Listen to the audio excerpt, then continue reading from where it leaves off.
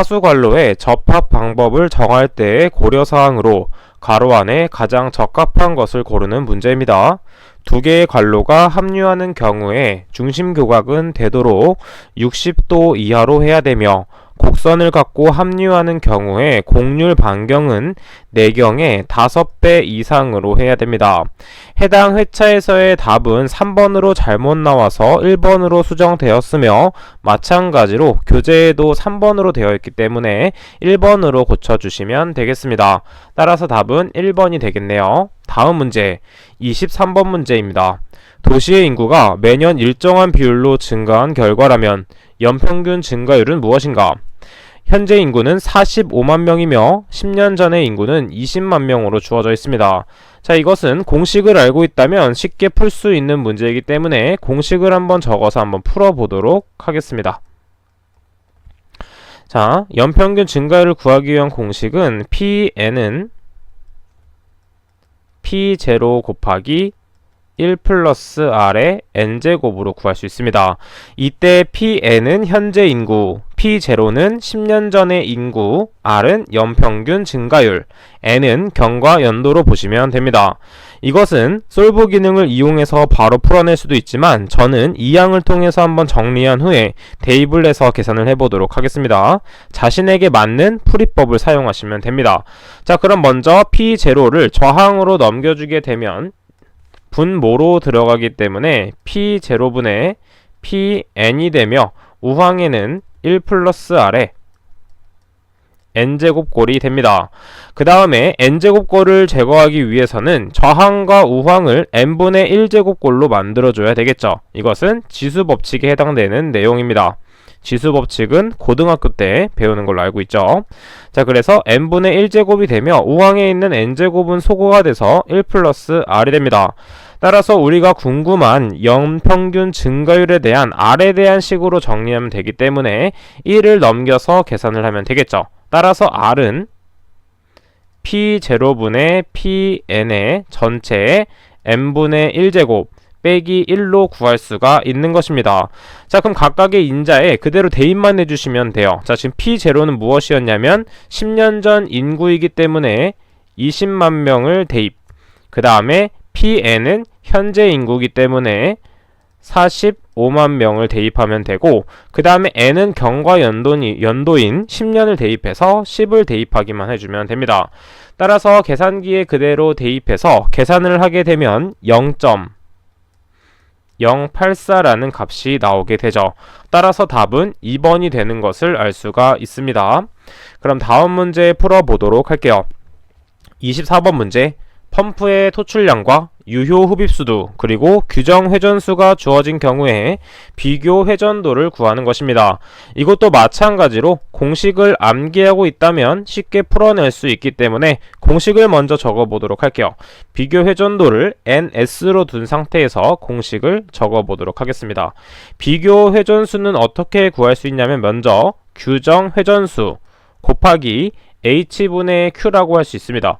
자, 이때 HQ로 적은 다음에 1, 2, 3, 4를 생각해주면 돼요. 그래서 1 나누기 2, 그 다음에 3 나누기 4 이렇게 대입을 해주면 되겠습니다. 이것은 중요한 부분은 무엇이냐면 대입할 때 유량은 무조건 미터 세제곱 퍼 미니트로 대입을 해야 되며 마찬가지로 유효 흡입수도에서는 미터 단위, 그 다음에 규정 회전수는 회전당 분을 사용해서 대입을 해줘야 됩니다. 따라서 지금 주어진 단위에서는 바꿔야 될 단위가 없기 때문에 그대로 대입만 하면 답이 나오게 되는 것을 알 수가 있죠. 따라서 규정 회전수는 2000회, 그 다음에 유효 흡입수도는 8m이기 때문에 8의 4분의 3제곱, 그 다음에 토출량은 12이기 때문에 12의 2분의 1제곱을 해주게 되면 답이 나오게 됩니다. 그러면 계산기에 그대로 대입하게 되면 1456.48회가 나오게 됩니다. 회 퍼 미니트 단위가 나오게 되는 것을 알 수가 있죠. 따라서 답은 반올림한 값인 약 1457 정도 나온다 라고 적어주시면 되겠습니다. 계속해서 다음 문제 풀어보도록 할게요. 25번 문제입니다. 하수의 계획 오염 부하량 및 계획 유입 수질에 관한 내용으로 틀린 것을 찾는 문제입니다. 이것도 자주 출제되기 때문에 많이 정독을 해주시는 게 좋습니다. 1번 계획 유입 수질에 대해서 한번 보도록 할게요. 계획 오염 부하량을 계획 1을 최대 오수량으로 나눈 값으로 한다 되어 있는데 이 부분이 잘못된 것을 캐치해 주셔야 됩니다. 하수의 계획 유입 수질은 계획 오염 부하량을 계획 1을 최대 오수량이 아닌 평균 오수량으로 한다는 것을 암기해 주셔야 됩니다. 평균 오수량으로 수정을 해주시면 되겠습니다. 마찬가지로 2번, 3번, 4번도 나오는 문제이기 때문에 한번 정독을 해주면 되겠습니다. 따라서 답은 1번이 된다는 것을 알 수가 있죠. 다음 문제 28번 문제 보도록 하겠습니다. 하수도 시설인 유량 조정저에 관한 내용으로 틀린 것을 찾는 문제입니다.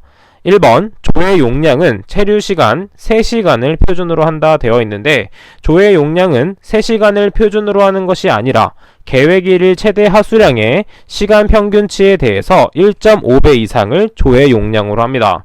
따라서 지금 교재를 가지고 계신 분들은 해설 및 용어 설명에 나와 있는 유량 조정저에 대한 부분을 정독을 많이 해보신 후에 문제를 풀어보시는 게 좋습니다. 따라서 답은 1번이 된다는 것을 알 수가 있겠죠. 다음 문제 보도록 하겠습니다. 30번 문제 상수도 시설인 도수 시설에서 도수 노선에 관한 설명으로 틀린 것을 찾는 문제입니다. 지금 보게 되면 1번 원칙적으로 공동도로 또는 수도 용지로 한다. 맞는 보기. 2번 수평이나 수직 방향의 급격한 굴곡을 피해준다. 맞는 보기가 되겠고 3번을 보게 되면 관로상 어떤 지점도 동수 경사선보다 낮게 위치하지 않도록 되어 있다고 했는데 이때 동수 경사선보다 높게 될 경우에 즉 보기처럼 낮게 위치하지 않고 위에 위치할 경우에는 관로에 손상이 있을 수 있기 때문에 항상 동수 경사선보다 낮게 위치해야 됩니다. 따라서 틀린 보기는 3번이 된다는 것을 알 수 있는 것이죠. 다음 문제 계속해서 보도록 하겠습니다. 32번 문제. 지금 딱 눈에 들어오는 게 매닝 공식을 이용해라 라는 게 눈에 들어와야 됩니다. 자, 매닝 공식은 아주 중요한 공식이죠. 왜냐하면 시험에 자주 출제되고 2차 시험에서도 많이 언급이 되는 부분이기 때문입니다. 자, 그럼 매닝 공식을 적은 후에 한번 풀어보도록 하겠습니다. 매닝 공식, 이것은 유속 공식으로서 어떻게 구할 수 있냐면 조도계 수분의 1, 그 다음에 곱하기 i의 2분의 1제곱. 이때 i는 무엇이냐면 동수경사. 그 다음에 r에 3분의 2제곱을 해주면 됩니다. 이때 r은 경심으로서 새로 구해야 되기 때문에 이 r에 대한 공식도 같이 암기를 해주는 게 중요한 포인트가 되겠네요. 그럼 첫 번째 경심 r에 대해서 먼저 구해보도록 하겠습니다. 지금 장방형 수로라고 했는데 장방형 수로에서의 경심은 어떻게 구할 수 있냐면 그림을 통해서 한번 보도록 하겠습니다. 이런 식으로 수조가 있다고 보았을 때 물이 이렇게 차 있다고 볼게요. 자, 경심은 물에 닿는 면적이기 때문에 경심은 물에 닿는 면적과 그 다음에 단면적을 이용해서 구할 수 있습니다. 따라서 물에 닿는 면적은 해당 부분만 표시가 된다는 것을 알 수가 있죠. 따라서 이때 깊이를 이용해서 구하는 것이 아니라 수심이 중요 포인트라는 것을 알고 있어야 됩니다. 이때 유효 수심은 2m 그리고 폭은 2m라는 게 주어져 있죠. 자, 그럼 이제 공식을 그대로 활용해서 대입을 해보도록 하겠습니다. 자, 그러면 지금 유효 수심은 두 개가 적용되어 있기 때문에 2 곱하기 2를 해준 다음에 폭을 더해줍니다. 그 다음에 분자에는 무엇이 들어가냐면 단면적이 들어가기 때문에 폭 곱하기 유효 수심을 해주면 되는 것이죠. 따라서 2 곱하기 2를 하게 되면 경심은 무슨 값이 나오냐면 0.6667 미터라는 값이 나오게 됩니다. 나머지 인자들은 그대로 적용만 하면 되기 때문에 대입을 한번 해보도록 하겠습니다. 매닝 공식을 이용한 유속은 조도계수는 0.017 분의 1, 그 다음 곱하기 동수경사는 2000분의 1입니다. 1 나누기 2000. 그 다음에 2분의 1제곱을 해주면 되고 그 다음에 방금 구했던 0.6667에 3분의 2제곱을 해주면 되는 것이죠. 따라서 단위는 그대로 미터/세크가 나오며 계산기에 그대로 대입을 하게 되면 약 1.00 미터/, 세크라는 값이 나오게 됩니다. 지금 보게 되면 약 1 정도 되기 때문에 제일 가까운 0.91이 답이 된다는 것을 알 수가 있습니다. 자, 그럼 이 문제도 넘어가 보도록 하겠습니다. 33번 문제입니다. 단면 형태가 직사각형인 하수관로의 장단점으로 옳은 것을 찾는 문제입니다. 1번 시공 장소의 흙 두께 및 폭언의 제한을 받는 경우에 유리하다 되어 있습니다. 이것은 맞는 복이 되겠고, 2번 만류가 되기까지는 수리학적으로 불리하다고 되어 있는데 우리는 일반적으로 이 사각형에 대한 유량 및 유속을 구할 때 보다 편하게 구할 수 있습니다. 왜냐하면 원보다는 더욱더 단순하기 때문에 보다 쉽게 계산할 수 있는 것이죠. 따라서 수리학적으로 불리한 것이 아닙니다. 그 다음에 3번 철근이 해를 받았을 경우에도 상부하중에 대해 대단히 안정하다고 되어 있는데, 지금 보게 되면 직사각형을 보게 되면 상부 하중을 받게 되면 이 가운데 부분이 취약하기 때문에 휘어질 염려가 있습니다. 따라서 안정적이지 않고, 안정적인 녀석은 무엇이냐면 상대적으로 원형 그리고 계란형이 안정적이다라고 볼 수가 있는 것이죠. 따라서 답은 1번이 된다는 것을 체크하고 넘어가 주면 되겠습니다. 다음 문제 34번 문제입니다. 유형 면적이 100헥타르이고 유입시간이 8분, 그 다음에 유출개수가 0.38일 때 최대 계획 우수 유출량을 구하는 문제입니다. 지금 보게 되면 하수관거의 길이가 주어져 있고 관거 유속이 주어져 있는 경우에 I 값을 구하는 식도 주어져 있는 것을 볼 수가 있죠. 이때 I 값은 우리가 앞에서도 한번 배워봤겠지만 경험식이기 때문에 단위에 크게 신경 쓰지 않으셔도 됩니다.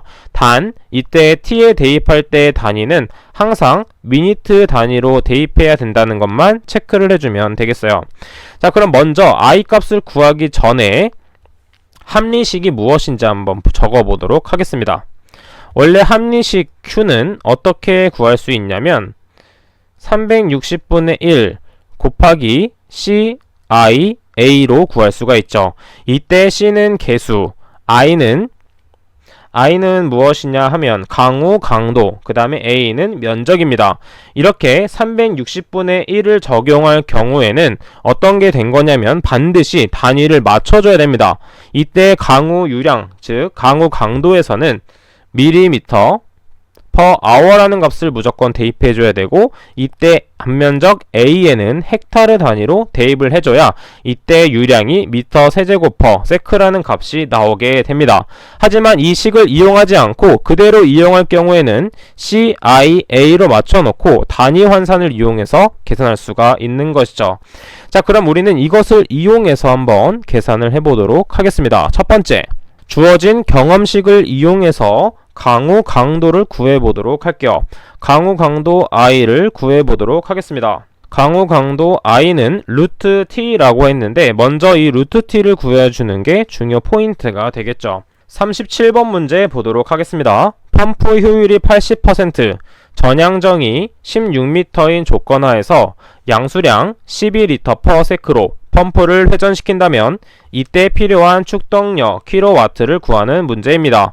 이때 물의 밀도는 1000kg per 미터 세제곱이라는 것이 주어져 있네요. 자, 우리는 압력 구하는, 즉 축동력을 구하는 공식을 알고 있습니다. 암기를 해두셔야 되죠. 축동력 구하는 공식 P는 어떻게 구할 수 있냐면 rho G Q H로 구할 수 있습니다. 마찬가지로 단위 환산으로 충분히 풀 수 있기 때문에 주어진 것을 대입해서 한번 풀어보도록 하겠습니다. 먼저 선 하나를 긋고 시작하도록 할게요. 색을 좀 검은색으로 바꾸겠습니다. 자, 이렇게 밑줄 치고 푸는 습관을 들여야지 단위 환산할 때 어렵지 않게 할 수 있겠죠.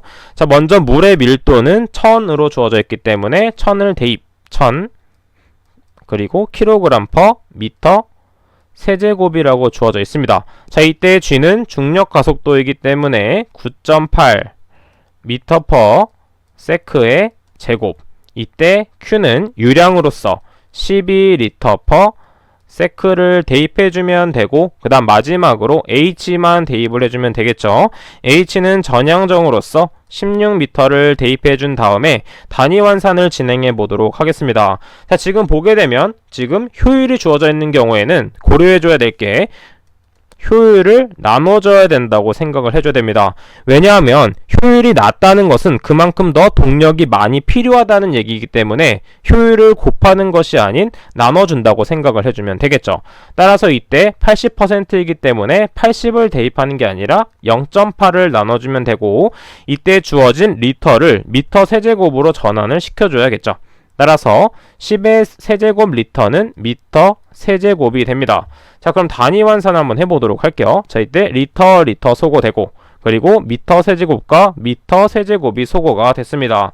따라서 이것을 계산기에 대입해서 계산을 하게 되면 2352 kg 곱하기 미터 제곱 퍼 세크의 세제곱이 됩니다. 이 단위는 자주 나오기 때문에 암기를 해줘야 되는데, 이 단위는 무엇과 같냐면 와트 단위와 같다는 것을 암기를 해줘야 됩니다. 지금 문제에서는 킬로와트에 대한 단위를 물었기 때문에 이때 와트 단위를 킬로와트로 바꿔줘야 됩니다. 킬로와트로 바꿔주게 되면 10의 세제곱만큼 작아지기 때문에 2.35 킬로와트가 된다는 것을 알 수가 있죠. 왜냐하면 킬로가 붙으면 10의 세제곱이 되는 것이기 때문에 이것은 환경공학의 기초에서 배웠던 부분이었습니다. 따라서 답은 3번이 된다는 것을 알 수가 있는 것이죠.